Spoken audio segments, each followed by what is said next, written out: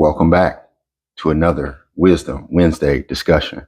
I am your guide, Nspired, generating, uplifting, empowering, developing, and inspiring you to live inspired every day, forever, because that's life.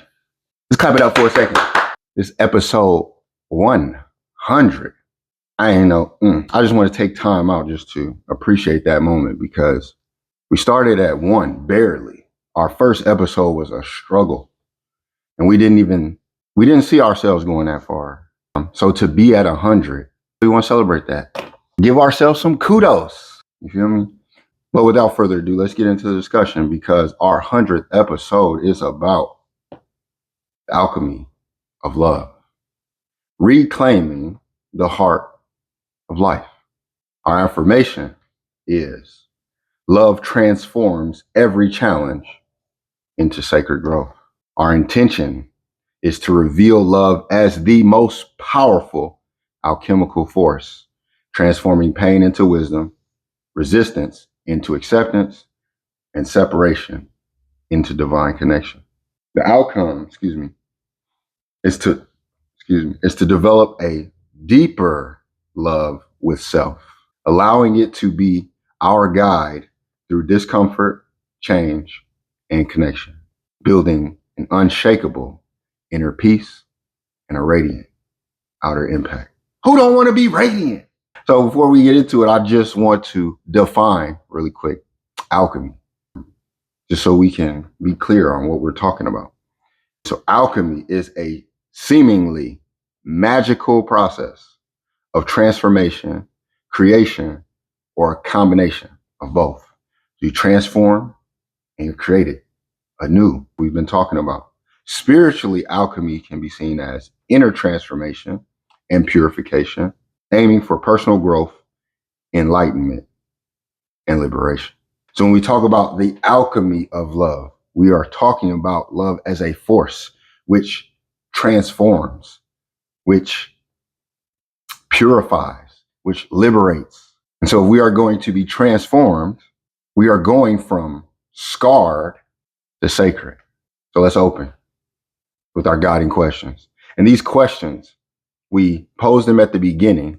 By the end of this discussion, you should have answered or have the answer to these questions. So when you hear, for instance, the first question, our guiding question, is where have you misunderstood love as a feeling rather than a force? When you hear that, you want to reverse that, okay? Where you hear me say you, we want to accept that as I. This is how these questions will guide us through a discussion and liberate us. It's going to illuminate, it's going to transform as long as we make it personal and we internalize it. So where have I misunderstood love as a feeling rather than a force? Second guiding question is, when was the last time you withheld love from yourself to be accepted? And I would internalize that by saying, when was the last time I withheld love from myself to be accepted? And I will ponder on this as this discussion goes. We want to allow ourselves to see, right? That thought that first comes up is a lot of times is negative. Yet we don't want to keep thinking about it. It comes up in the beginning as we go through this discussion. By the end, or when it's all said and done, when you look back at that question, you should have a full understanding. The beginning is going to be different because normally we assume first, well, I haven't, or I'm not. And then as it unfolds, you start to see those ways where you have misunderstood, where you have withheld. Okay. And the third guiding question is your definition of love freeing or fear-based? And so to go back to the first question, where have you misunderstood love as a feeling rather than a force? The feeling is that emotion. So where have you misunderstood love as an emotion, something you always feel, rather than it being a force, which is something that guides, is intentional, and is constant? As a force, it motivates your behavior. It begins to shape our relationships. It is a consistent principle in our lives, not an emotion that we feel, because that emotion is fleeting. So I wanted to make sure we understood that love as a feeling is an emotion rather than love as a force. So where have you misunderstood love as a feeling rather than a force? The wisdom anchor that we have for this comes from our favorite Sufi, Rumi. He says, love is a bridge between you and everything. So if we're lacking love, we lack that connection from us to everything. And we normally see life as not worth living, dark. We often see things as unrelated. We often see things in a negative connotation because we don't have the bridge. We can't get over there. We can see it, but we can't get over there. When we have love, we are able to connect to everything. You see it everywhere. Before that, when love is not there and it's not the bridge to you and everything, this is where we see prejudice, racism, sexism. And from Colossians chapter 3, verse 14, we have, and above all these things, put on charity, which is the bond of perfectness. Above all these things, put on charity, which is the bond of perfectness. For charity is love that is unconditional. So it's telling us above all, put on love, because love binds everything together in perfect harmony. Are we always doing that is the question. From Taoist insight we have from Lao Tzu, love dissolves what fear fortifies. So that big, strong castle that fear built and you living in it and you say, ha ha, it is impenetrable. And then here comes love and it just melts down. You're like, what? How did you get in here? How did this happen? I don't understand. Love dissolves what fear fortifies. And as we look through our life lens, which is going to give us a closer look at this, we see that love is not passive, it is active. Matter of fact, it is the active fire that reshapes reality. And when we are lacking that, our reality isn't real. And a lot of people are feeling that. A lot of people, when they hear love, a lot of us, I know I was there too. When I heard love is, I get that. I ain't trying to hear that, man. Whatever.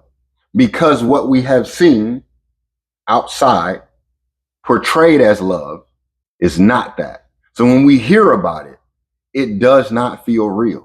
If you've ever seen someone in love or you've been in love, you can understand how unbelievable it could be to someone who's not. Because when I heard about self-love, when I heard about true love at a time when I wasn't feeling it, it was unbelievable. Matter of fact, it was disgusting. I ain't even want to hear it. Get that out of here. Whatever. When I looked back, I was being sold something. Like, it wasn't real what they were showing me because the attachments that they put onto love. So we're going to talk about the heart alchemy and the spiritual physics of love's alchemy. And so the core insight that we have is love is not what we wait to receive. It's not what we wait to receive. It is what we choose to become. So when I was hearing about love, it was unrealistic because I was waiting to receive it because this is what we're told.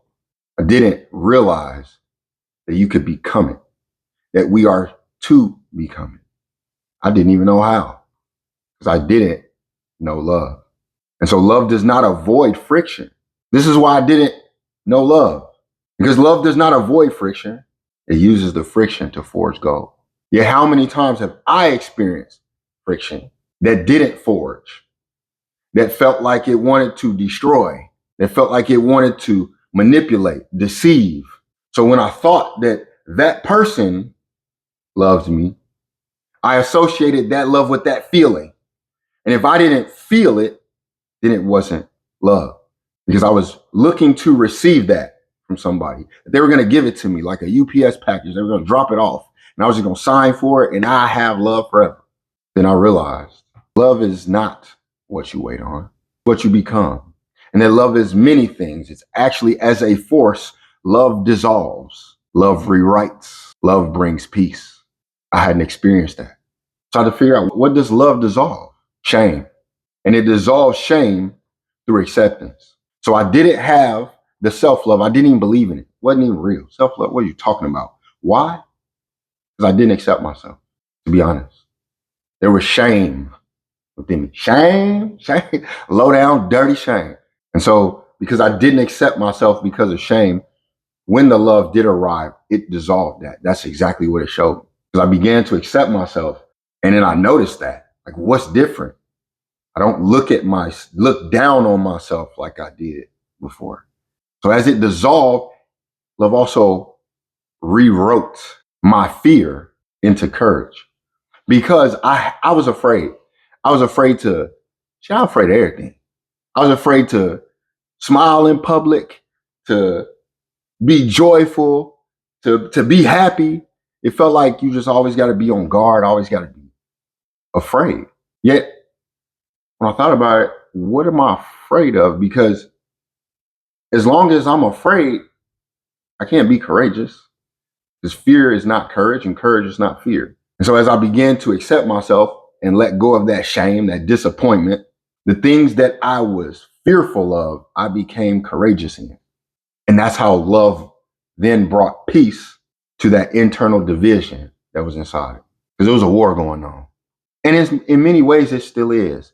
Because this isn't something that we just can get done in one day and be like, I'm good. No. This is a constant, persistent journey and a battle at times. You got to stay on top of it. You have to stay on top of it. Because when we're not on top of it, it's on top of us. And when we're not in control, we're out of control. So the same thing applies to love. I wasn't in love. I was out of it. And as I became more in love with myself, I started to become more in love with everything else. When I was out of love with myself, I was out of love, out of touch with everything. Remember, that bridge, there was no bridge. How could there be a bridge if I didn't accept myself? How could there be a bridge if I was too fearful to even walk across it?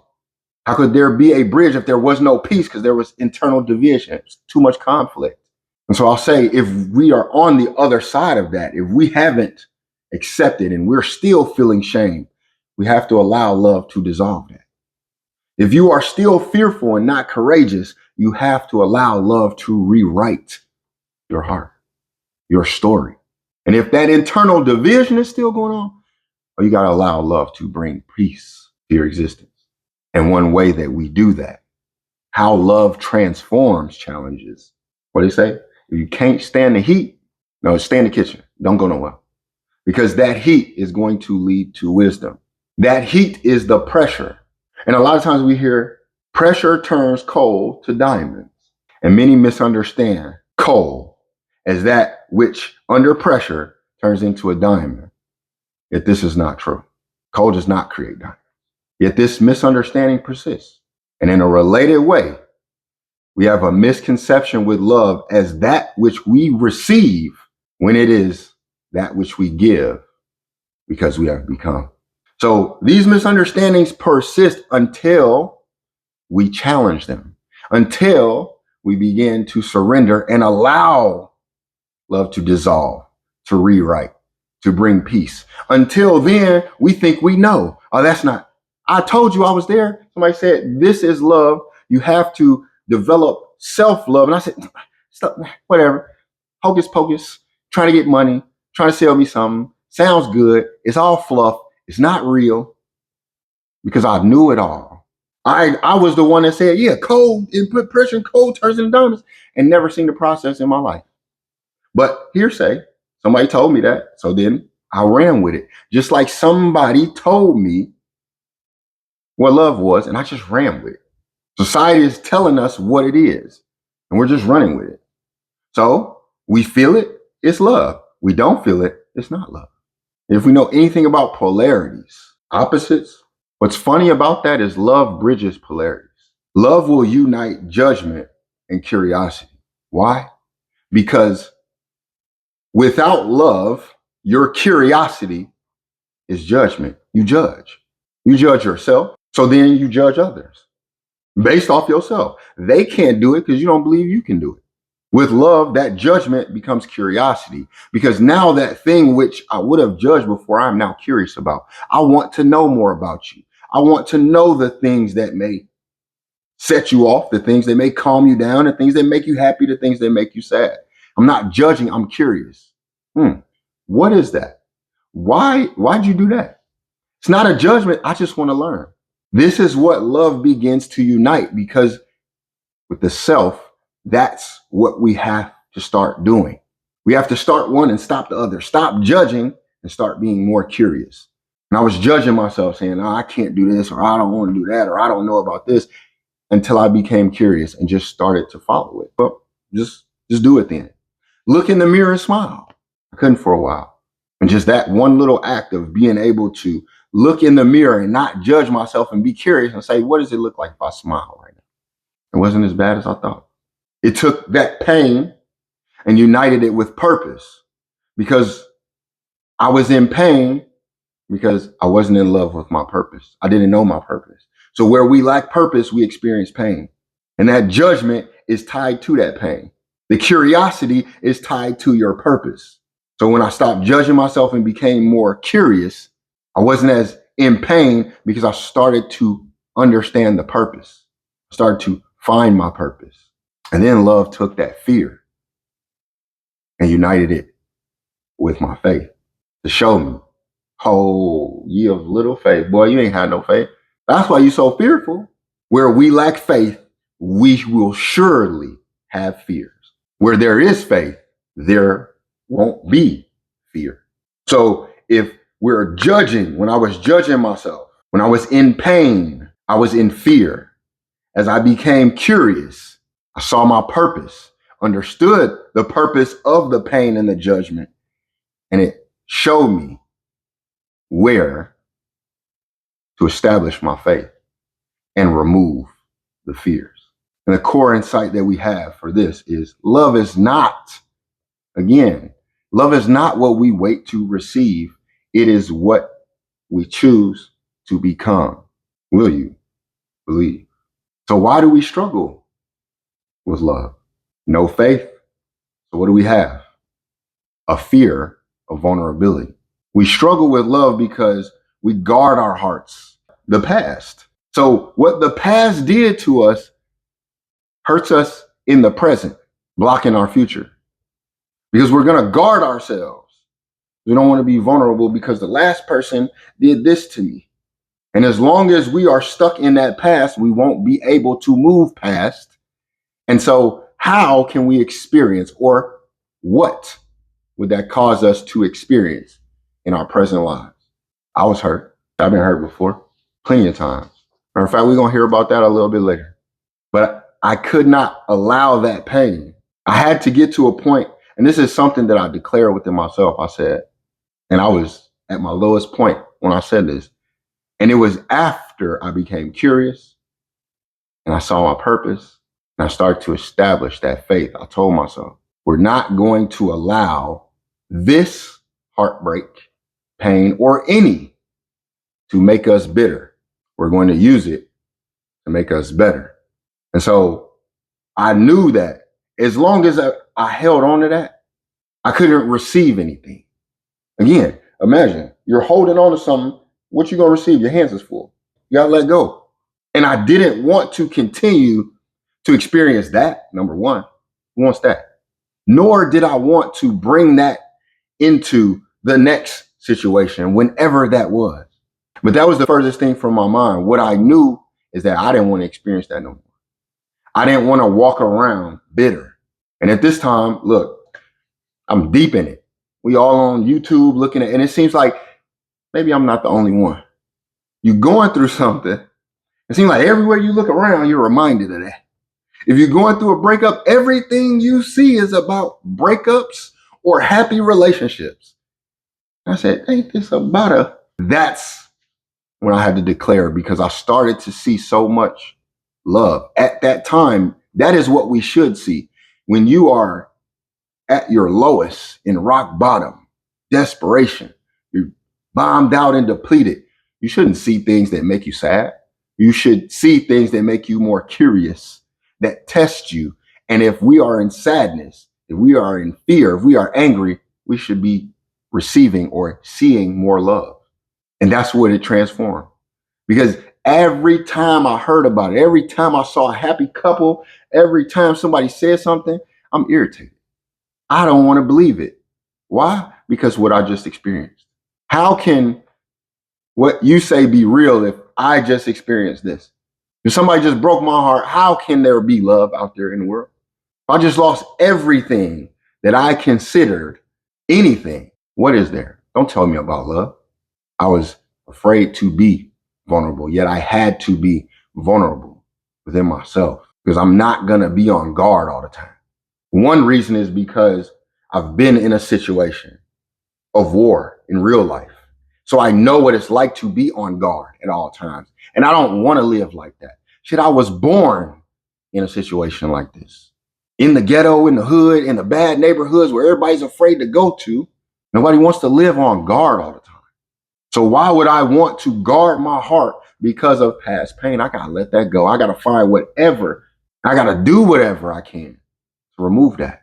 As long as that is persistent in me, as long as that fear of vulnerability is there will be a struggle with love.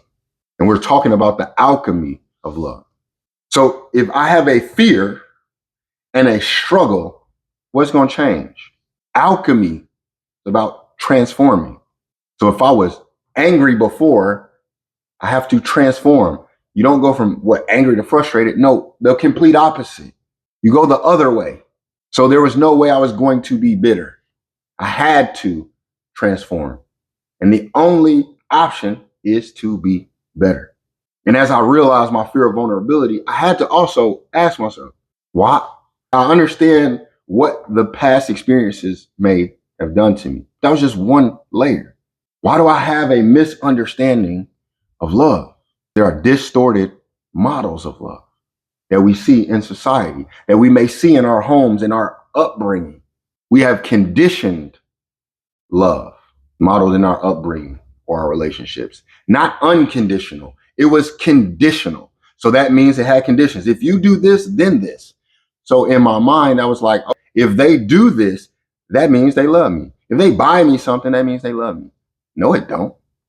And that's the whole point of all of it, is as long as we are putting conditions on it, we aren't experiencing love. Yet people will tell you, society will tell you, they don't love you if they don't do this. If they don't buy you a gift, if they don't take you to this place, if they don't do this for you, they don't love you. And yet we have millions of people in unsatisfactory relationships who get gifts all the time. Happy birthday, happy Valentine's Day. Messed up. It's like the gifts actually condition you to not receive the love. It conditions you to something other than love. Love is unconditional. It don't matter what you did. I don't care that we was mad 5 minutes ago or last night. The next day is a new opportunity. Yet if we're not going to take that opportunity, that love now has conditions. You have to do something, and it should be unconditional because we understand what love truly is. But when we don't, it is going to have if this, then that attached to it. If you don't do this, then you don't get that. But if we go back to our wisdom anchor, above all, put on love. So above everything else, we should be doing that. We should be giving that. We should want to become that. So I had to acknowledge that. Yet I also had to forgive myself and also my upbringing. Because it's now I'm old enough to take the wheel. I can't still keep blaming my childhood, my parents. They didn't know love either. It was conditional for them, so they gave it to me with conditions. Now that I am able, now that I am of age, which I don't consider that meaning you're in your 30s, 20s, of age to me is mental, spiritual ability. I've grown up. I've put away those childish things, which is blaming. Now I'm accountable. I have to say, okay, you didn't give it to me when I was younger, but now I have to go get it for myself. I cannot have conditions on this because I don't want conditions on me, first of all. I want you trying to tell me. I got to get rid of that because I don't like it. And that's when I saw it or I felt it. The spiritual disconnectedness, the disconnection from everything. Why? Because yes, I've guarded my heart because of the past. Yep, I didn't receive it. In my upbringing, it was conditional. More than anything, internally, I had a belief that love must be earned. So I had to earn someone's love. I got to do all of these things and check this box and do this just to get someone's love, just to get love from society, from others. Love is embodied. You don't have to earn it from anybody. And the fact that we go through that is what keeps us in this rat race. Because we're all believing that there are conditions and that we got to do this. So we're all got our checklists out. We all keeping score. And we're saying, well, you got to earn this. And the last thing you did, it wasn't enough. That is exhausting. And it's not until we hit that point, that rock bottom, we're forced to be by ourselves, that we may have to go through these and answer these questions and realize that I was vulnerable. Realize that I had distorted models of love. To realize I was disconnected spiritually. So when it's just me, how do I earn my own love? How do I earn self-love? You embody it. You become it. And then that's when people start looking at you crazy. What's wrong with him? Oh my God, yes, that's when it really arrives. As long as people accepting us and we in the in crowd, like we know we should be number one identifier that we doing something wrong. We in the in crowd. We with everybody. Nobody has a problem with us. It'd be like, wait, time out. What? Because if you are yourself, people gonna have a problem with you. Why? Because you're different. We all got on a red shirt and you chose to put on a blue one. You want to stand out? Let's ridicule him. Let's ridicule her. That's you being you. And we have accepted this love because we just want to fit in. Because it's easy to actually put conditions to say, go do this. Okay. It's easy to believe that love must be earned. And because when somebody gives you a gift or somebody gives something for you or they're doing it all for you, the ego feels so good. You feel very important. So I understand that. Yet it doesn't mean that that's true. It doesn't mean that that's real. So let's replace judgment with curiosity.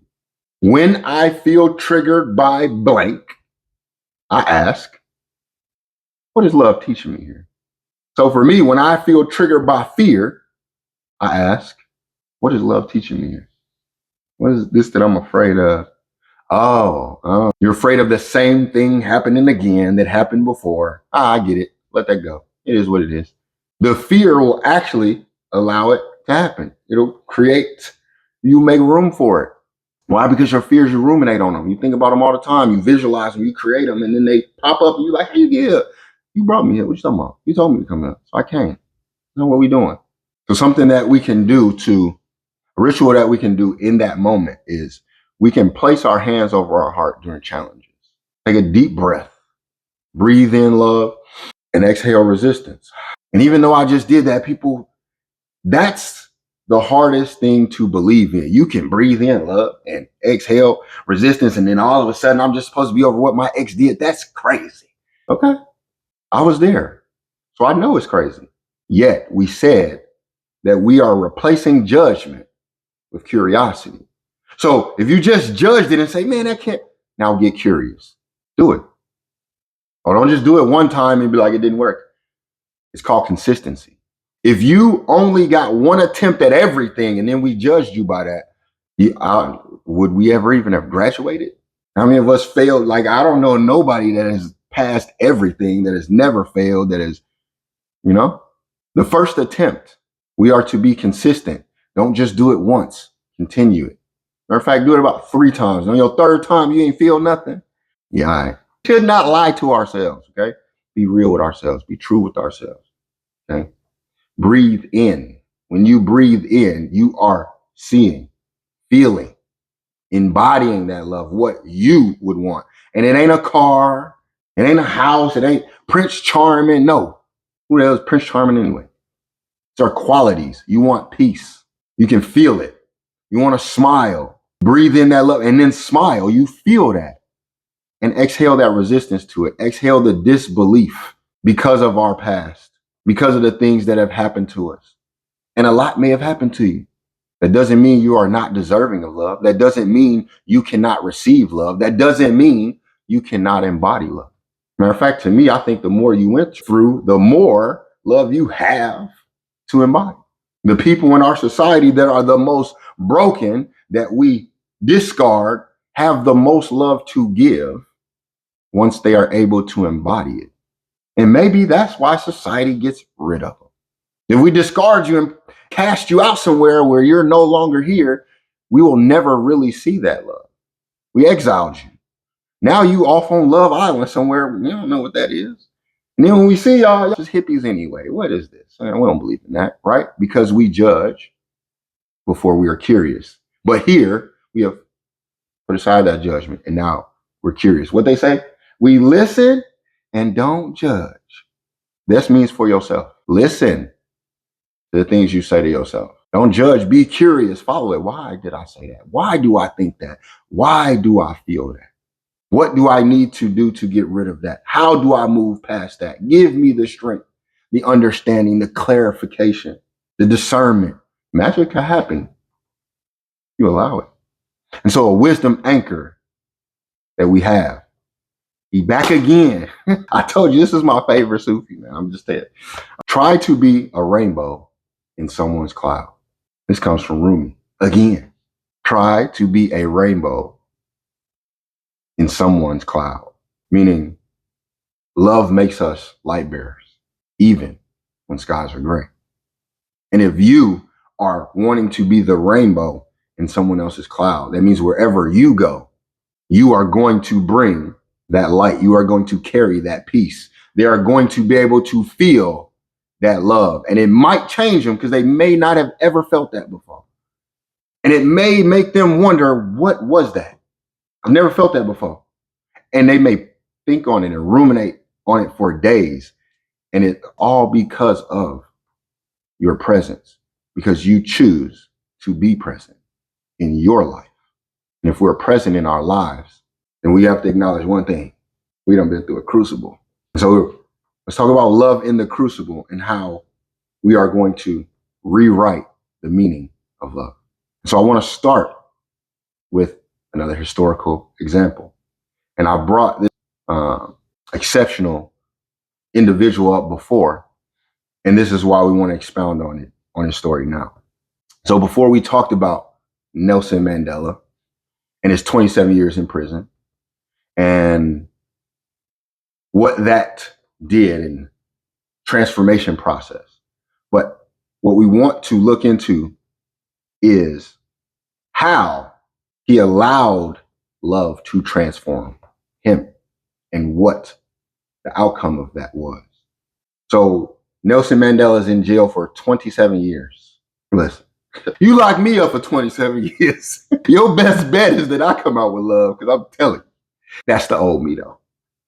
So if you can imagine being unjustly locked up for 27 years, that's a 9, by the way, neither here nor there. His rage that he had, he said, it transformed into reconciliation through love. He had to reconcile with that rage. And it was the love that helped him do that. And he said, as I walked out the door toward my freedom, I knew if I didn't leave that hatred behind, I'd still be in prison. So this is a man that was locked up for 27 years. And he says, as I walked out that door towards my freedom, no longer in prison no more, I knew that if I didn't leave that hatred behind in that cell, I would still be in prison. And that's where his story reminded me, because he had to leave the hatred behind, bitterness. We have to leave bitterness. But in my own personal story, I had to leave that bitterness behind because I wouldn't have gotten better. And my whole existence would have been related to that past experience. His life would have been related to that 27 years instead of allowing him to be free from that. He went through that. Once I walked through them doors, I'm leaving all of that backed up. And so the modern parallel for our prison is that resentment that self-criticism and that fear we have that keeps us trapped, locked behind those bars, unable to see, unable to. It's like we on lockdown 23 hours a day. We go outside for 1 hour for recreation. When we are full of resentment, self-criticism, and fear, it actually might feel like solitary confinement. You might never feel like you leave. And you're trapped and everything around you is unattainable. It's like outside. Your key is love as a liberator. Yeah, we must understand that just like this story, Nelson Mandela didn't say someone else. So that's why. So it wasn't that someone gave him love or someone gave him compassion or understanding and now he can reconcile. They didn't give him an apology and made it better. They didn't commute his sentence before 27 years to make it better. He himself had to reconcile through love. He had to embody that. He had to accept that within himself before anybody could give it to him. Because when he got out, they thought he was about to go on a killing spree. They were shocked to see that he began to embody love, that he left that behind. And so for me, I said we were going to bring this up a little bit later, and this is that later point. A personal story of me being trapped in prison, not physically, thankfully. So I had my own hate or misunderstanding, because that's what hate is. It's a misunderstanding. My hate, I have forgot. So all y'all playing around with this, you hate this person, you hate that person, put that one on. I hated God. I hated existence. I hated myself. And that kept me in the dark. It kept me enslaved to anger, unable to see light. There was no positive. I believed everything, that somebody's going to keep me trapped down here, that other people had control over my life, that it was their fault that I'm here. Yet in order to move forward, and this isn't, I'm 38 years old. I'm not talking about yesterday. I'm talking about since I was a kid, okay? My mother passed away when I was like 5 years old. From that moment until my 30s. Yep, that's what we're talking about. A hate and discontent, and it just grew and grew and grew because somebody took something from me. So I'm looking around and everybody's got moms and fathers, and I don't know why. So I said, why me? What did I do? I'm a kid. How you gonna take my mom? How you gonna take my father? Man, fuck this. Yup, straight like that. And no one could explain to that child what was going on. No one could relate to that child. That child was exiled because that child, because of his darkness, because of his anger, he rebelled. I don't care about nobody. I didn't believe anybody cared about me. There was no love. Like I was doing things in hopes that I'd get out of here. Yet to move forward, I had to let go of that hate.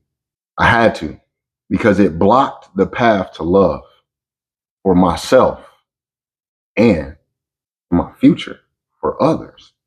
And at that time, I didn't even have kids. And it sat with me for so long. We're going to get to that at the end, okay? I just wanted to make sure. I put an exercise in here to make sure that we can go over that reflection. So I was going to jump to that, and I wanted to save it. But I had to let that go because it was blocking my path. I couldn't see straight. I couldn't think. I wasn't acting right. I was acting out. I wasn't in control. I was out of control. I wasn't in love. I was out of love. So I had none but hate. And it was hate to this extent. If I heard a yo mama joke, it didn't even have to be about me. Yo mama, we fighting. Don't talk about nobody, mom. Don't even do it.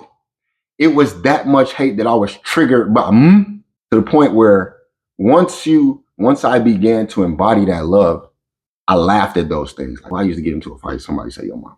Think of how vulnerable or how on edge I had to be, how out of control I had to be for somebody to say a word to me and I just go off. I had that hate, but I had to get rid of that. And so I'm thinking in my head, now I just pause for a second because I'm thinking that same thing I had to get rid of, and I'm no longer triggered by what I see my other brothers and sisters triggered by. So I know that we need this love, because then it's going to dissolve all this other stuff that we're experiencing. Because I just watched a video earlier. Like, us being triggered by words says more about me internally than it does that person who expressed it. Because there are people that'll just say things to trigger you. They don't even care. And you were triggered. I was triggered. And I had to reconcile that. Why did this man say, yo, mama, piss me off? Why did this man say the N-word? Piss me off. Because I ain't that. You crazy? I lacked the necessary love to transmute all of that.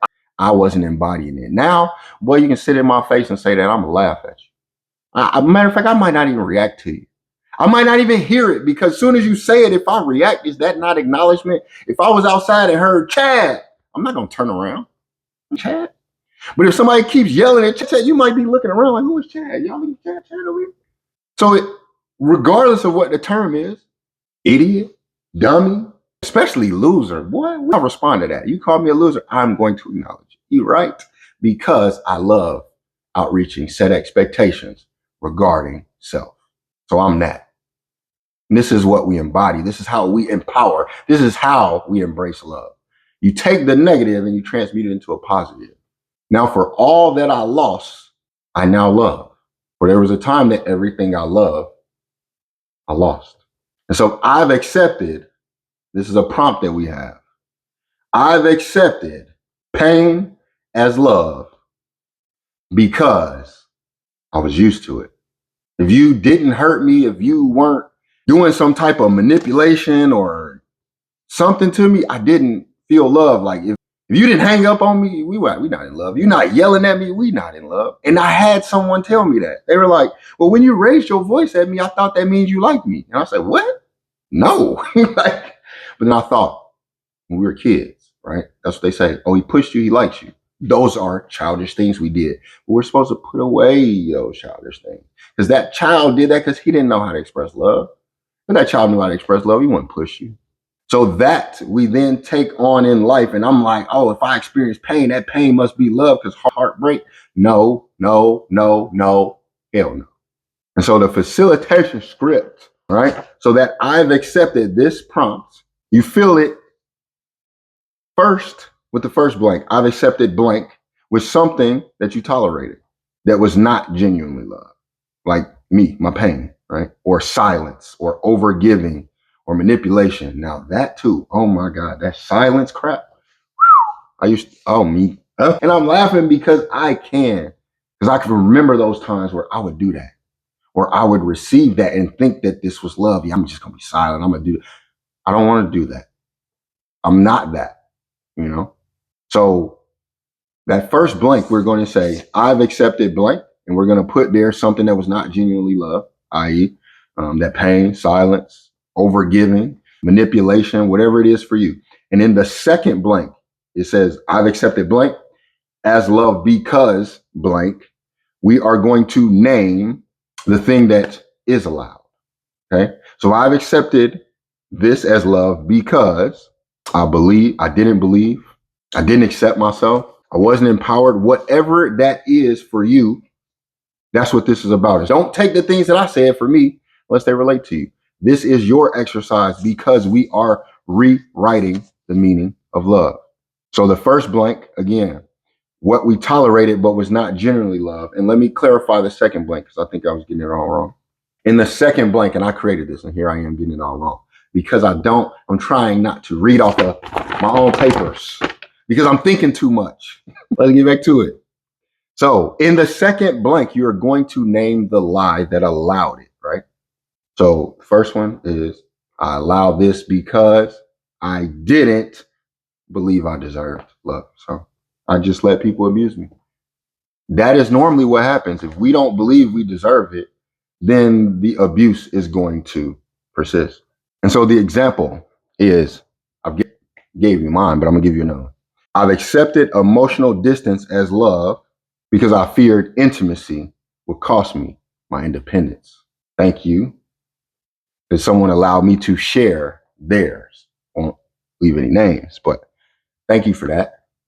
So the example was a real life example that came from someone during our discussions. And they realized that they've accepted emotional distance as love because they feared that intimacy would cost their independence. If they were intimate, they couldn't be themselves. If they gave more, they would lose who they were. So they accepted the distance. And that is not what we're destined to do. You're not to accept emotional distance, because why would love be distant? We talked about how love is constant. Love is consistent. Love isn't distant. Why would love want to move away? Love wants to be closer. It wants to transform. It wants to uplift. It wants to empower. It wants to inspire. And if we're not feeling that or experiencing that, then that ain't love.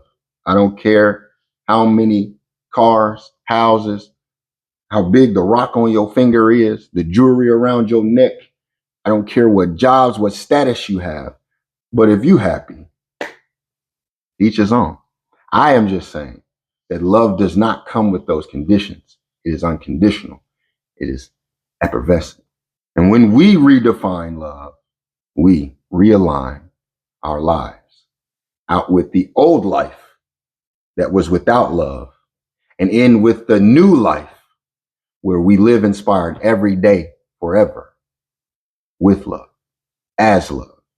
So let's move into a little practice as we are winding this down and finishing this out. So the practice, we are going to do micro actions for macro transformation. Okay. So these are things that you can do to start your day, right? And the reason why I say that is because we want to start better, right? If we start better, we end better. So at the beginning of our day, in the morning, something that we can do, right? A morning ritual, right? Place your hand on your heart. As soon as I wake up, I'm all like this. I jump out the bed, which is crazy because it's always an alarm. But then when I actually sit down, I'm like, I do this. I put my hand on my heart and I breathe and I relax. Because I'm like, if you've never woken up in the morning and actually put your hand on your heart, I would, what's the word? I don't want to say advise. I invite you to do that. That in itself can be powerful. Because what if you woke up out of bed, put your hand on your heart, and you felt your heart beating fast? Why would my heart be beating fast? I was just asleep. Or if you put your hand on your heart and then all of a sudden a calmness came over. So that's where we want to start. We want to place our hands over our hearts in the morning. Maybe you do it right when you wake up. Maybe you do it after you brush your teeth or whatever. But in the morning, place your hand on your heart. Say, I am worthy of unconditional love. I am worthy of unconditional love. And start to see how your heart reacts to that. You can also, if that is not for you, you're not there yet, you can do a check-in. You can ask yourself, and this can be done at any point of the day, what would someone who loves themselves do in this moment? When you're feeling fearful, uncertain, doubtful, angry, you don't feel love, ask yourself. Or if you just ever at a crossroads, you had a fork in the road, you trying to figure out which way to go, stop. Ask yourself, what would someone who loves themselves do in this moment? Go with the flow. And because we say we are giving up judgment and replacing it with curiosity, there's a curiosity swap for you. Replace judgment with curiosity in conversations and self-talk. This is what we talked about earlier. So those moments when you catch yourself judging yourself or others, replace that with curiosity. I don't know why she doing that, or why he do. Stop. Be like, I wonder what makes them want to do that. Because I would never think to do that. But I'm curious as to why they would. Because our judgment of others actually may come from ourselves. I say, judge not. So replace that judgment with curiosity in conversations and in your self-talk. Because with ourself, we are the most judgmental. So of course you're going to judge them. I'm telling you, if you're going to judge yourself, be negative to yourself, you're negative to other people. You're judging other people. When you love yourself, when you appreciate yourself, you're going to love other people and appreciate them as well. Does it mean you're not gonna have moments of irritation? No, you're still gonna be irritated. You're still gonna have that, but immediately it's gonna start to change because you're not gonna allow yourself to go down those roads, because you're not even gonna allow yourself to be in those rooms that aren't gonna have love. Yeah, I'm not even gonna be there no more. What? Nope. Why? Ain't no love there. I used to be over there. Now I am going with the flow, Wherever love goes, that's where I flow. And if it ain't there, you won't find me. So that is going to eliminate majority of your problems. You're not going to say, well, no, you're going to stand on it. I'm sorry, I'm not going. It is what it is. People will get mad. They'll be upset, frustrated, and then tomorrow will happen. Emotions change. Yet we pay so much attention to the emotions that are fleeting. We invest too much into them when they can change. And they are not always authentic. The emotions create the judgment. So now we must be intent on creating the curiosity so that we can make the room for love to come in and rewrite our story, to cleanse us, to empower us. And so the wisdom anchors that we have to back this up. First one comes from Psalm 46:10. Be still and know that I am God. Be still and know what? That I am God. You see how these things command you, and if you ain't listening, you're not doing it. Be still when we steady moving. Like a little kid, say, sit down. I don't want to sit down. Be still. Okay, you're not going to be still, then you will not what? And know. And this is why we're all seeking to find what we have been shown where it is. Be still. But you want to run all over the place. You don't want to be brought back to the divine center. You don't want to be brought back to love. You must be okay running reckless out there, being full of fear, uncertainty, and doubts, reacting to everything that you see, being out of control and not in it. Because we've already been told, be still. Yet people say, meditation, and say, oh, this is a gimmick. Why? Because just like love, you have fakers trying to make it. People who ain't really doing it, trying to sell it to you. They ain't in love, they selling you love.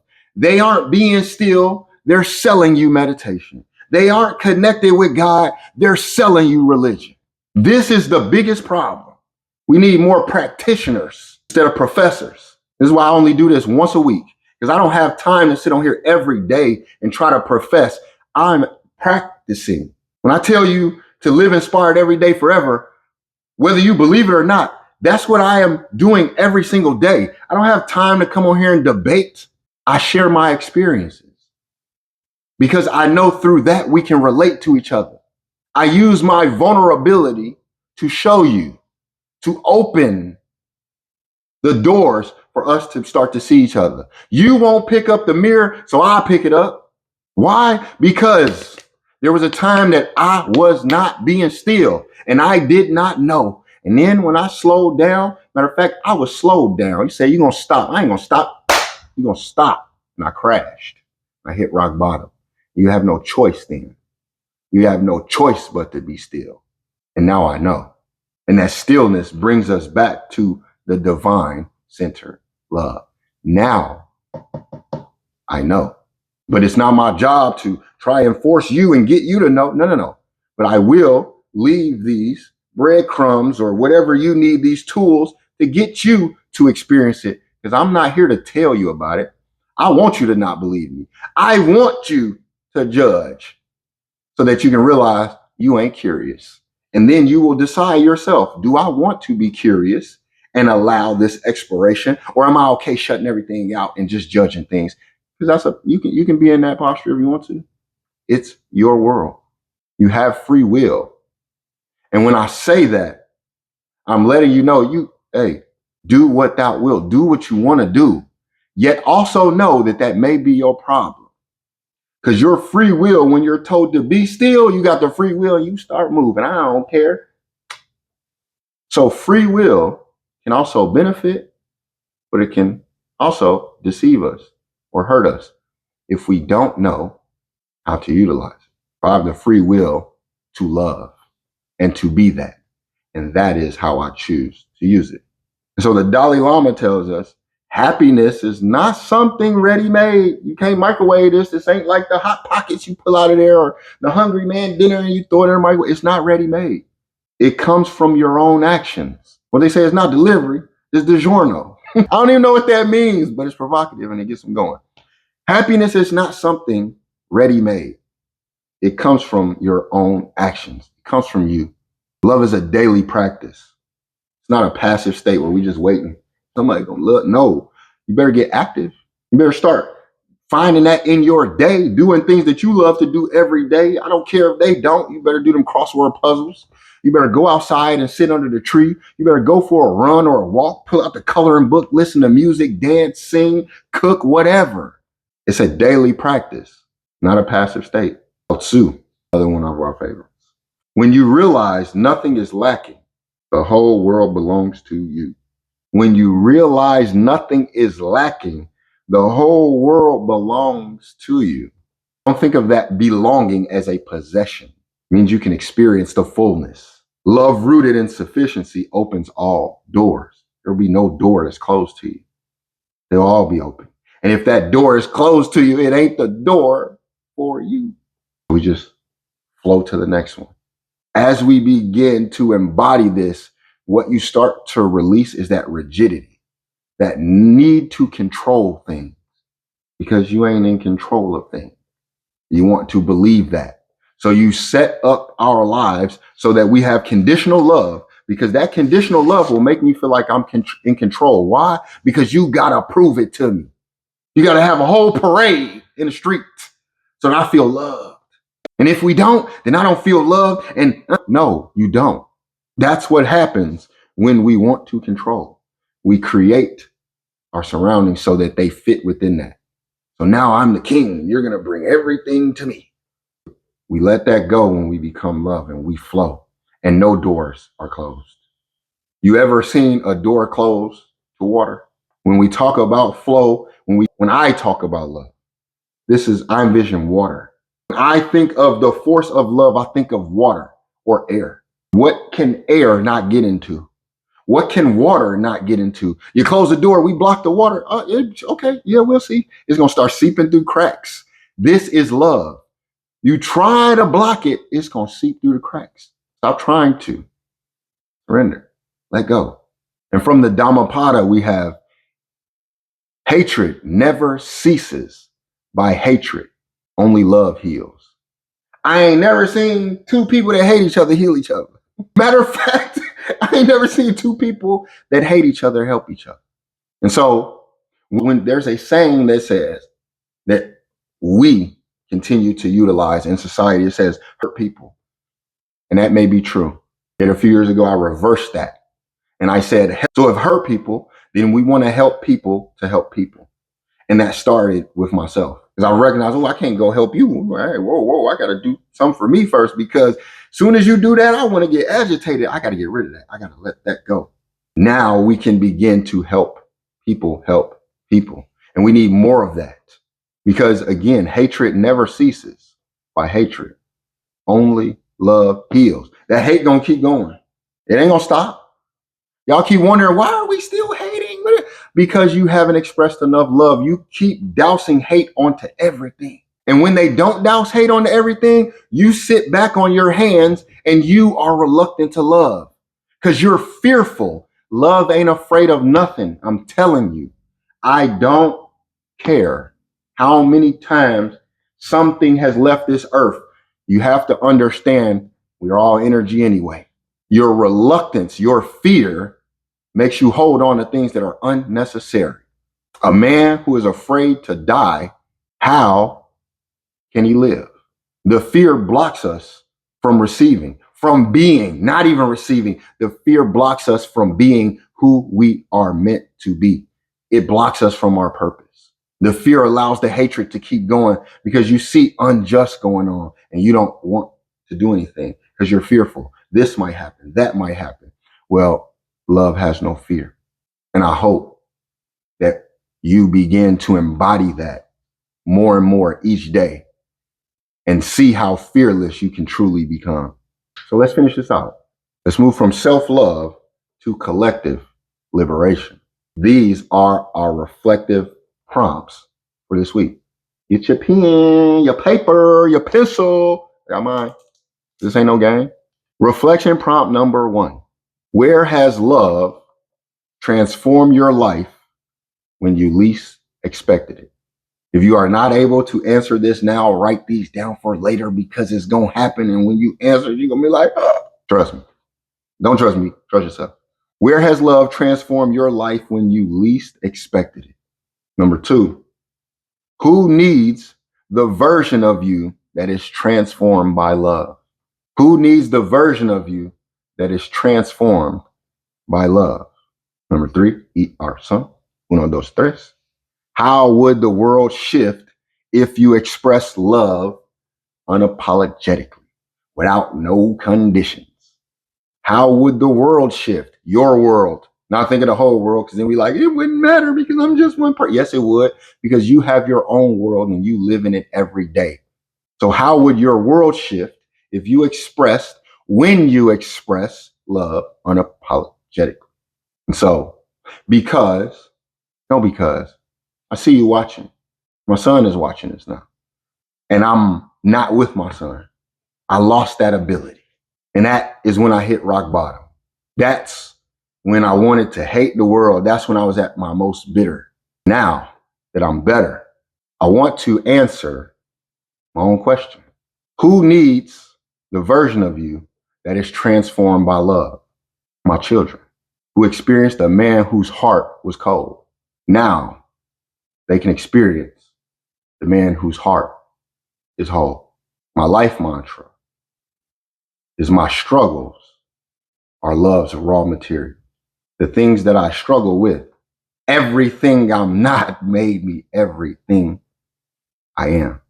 And I just want you to know that during that time, what you experienced was a man who had a cold heart. No excuses. And it is now my opportunity to show you a man whose heart is now whole, so that you don't have those misrepresented ideals of what love is. You can see it, feel it, and believe it. And in closing, live your love legacy. And so the life action challenges that we have for this week, we want to replace one fear-based reaction this week with a love-driven response. That's what I just did. Because I ain't gonna lie, old me was afraid to do that. Like, oh, people gonna say, and I don't give a damn. You know why? Because at a time when I cared what people thought, I was in the in crowd and I lost my family. Now I stand on my own. Now I stand alone, connected to the divine source with God, and they can't stand me. And I love being there, because it's not that they can't stand me. It's that they cannot stand themselves. And so when I come around now, you feel the love, because you're not going to feel the hate, and it makes you uncomfortable. We need to begin to make people uncomfortable, not being in love, not feeling love. Make them uncomfortable with your love. You keep showing up for me and that's making me uncomfortable. The way that you are always unconditionally treating me makes me uncomfortable. Start doing that instead of spewing this anger and this hatred. So let's replace one fear-based reaction this week with a love-driven response. Let's also each morning affirm that I embody love as my highest form of power. So the wisdom anchor that we have to close this out with comes from Romans chapter 8, verse 28. We know that in all things, love works for the good of those who love.